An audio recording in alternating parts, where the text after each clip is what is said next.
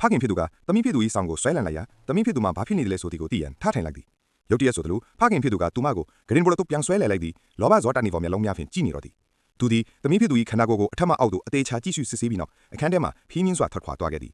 နောက်တစ်နေ့နံနက်တွင်ဖခင်ဖြစ်သူသည်ထမင်းစားပွဲသို့ရောက်လာသည်ပုံမှန်အတိုင်းပင်သူသည်မနေ့ညကဘာမှမဖြစ်ခဲ့တဲ့သို့သမီးဖြစ်သူကိုနှုတ်ဆက်လိုက်သည်သို့တော့ထိုထက်ပို၍ထူးဆန်းသောအရာတစ်ခုပေါ်ပေါက်လာသည်မိခင်ဖြစ်သူမှာအယူမှုတပွဲအစားတောက်များကိုစားတောက်နေပြီးသားဖြစ်သူကိုမင်းစားကျွင်းစားကြံလာကိုအတင်းတန်ပါကျွေးနေတော့သည်သားဖြစ်သူမှာဖခင်ဖြစ်သူကိုအကူအညီမဲ့စွာလှမ်းကြည့်နေမိသည်ဖခင်ဖြစ်သူကသားအတွက်တစ်ခုခုပြောပြီးရန်တင်လိုက်စင်ပါပင်မိခင်ဖြစ်သူကစပွဲပေါ်ရှိအစားတောက်အားလုံးကိုကျမ်းမြေပေါ်သို့ရိုက်ချလိုက်လေသည်သူမသည်မိစ္ဆာပူးနေတဲ့ကဲ့သို့အော်ဟစ်နေတဲ့ခင်သားဖြစ်သူမှာကြောက်လန့်ပြီးငိုယိုတော့သည်ထိုညတွင်ဖခင်ဖြစ်သူကဇနီးဖြစ်သူအားအဘဲကြောင့်ထို့သို့ဒေါသတကြီးဖြစ်ခဲ့ရသည်နည်းဟုမေးမြန်းခဲ့သည်တုံလို့ဆရာကောင်းသည်မှာသူမသည်ထိုနေ့နံနက်ကဈေးသို့သွားနေခဲ့ခြင်းဖြစ်သည်ဟုပြောဆိုခြင်းပင်ထိုအချက်ကဖခင်ဖြစ်သူကိုအလုံးအမင်းစိတ်မသက်မသာဖြစ်စေခဲ့သည်အကယ်၍သူမပြောသည်မှာအမှန်ဆိုရင်ထိုနေ့နံနက်ကမနက်စာကိုမိသူကပြင်ဆင်ပေးခဲ့သည်ထိုညမှာပင်လီဆာကသူမ၏အမဖြစ်သူကိုအခန်းထဲသို့ဆွဲခေါ်သွားပြီးဖခင်ဖြစ်သူနှင့်ဖြစ်ပျက်ခဲ့သည့်အကြောင်းများကိုပြောပြလိုက်သည်တစ်ချိန်တည်းမှာပင်သူမသည်စောင်ကိုကြစ်ကြစ်ပအောင်စုပ်ကင်ထားမိသည်သူမ၏မိဘများမှာနတ်ဆိုးပူးကတ်ခံရပြီဟုသူမစတင်တန်တရားဝင်လာသည်ထိုစဉ်မှာပင်ဖခင်ဖြစ်သူကတကားကိုဝုန်းကနေဆောင်ဖွင့်ကဝင်လာတော့သည်သူတို့တုံ့ပြန်ခြင်းပင်မရခင်ဖခင်ဖြစ်သူကညီမငယ်ဖြစ်သူကိုဓားဖြင့်ပြီးဝင်တိုက်ခိုက်သည်အမဖြစ်သူကဖခင်ဖြစ်သူကိုအားဖြင့်တွန်းထုတ်လိုက်သည်